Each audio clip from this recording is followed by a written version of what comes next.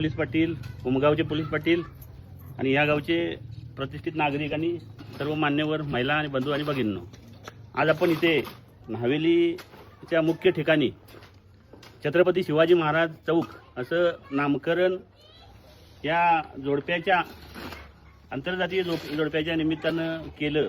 तर यामागचा एकच उद्देश आहे आमचा की आपल्या गावामध्ये सर्व धर्म समभाव अशी सर्वांनी नांदावं आणि छत्रपती शिवाजी महाराजांच्या संकल्पनेनुसार 12 बलुतेदार आणि सर्वांनी एकत्र गोविंदानं नांदावं आणि आपल्या समाजात जे अस्पृश्यता किंवा अज्ञान जे चालू आहे ते कमी होण्याचा एक संकल्प आम्ही येईल.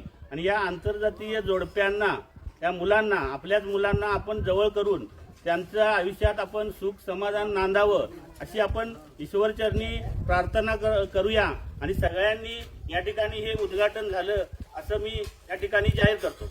बातमी तुमची, साथ आमची.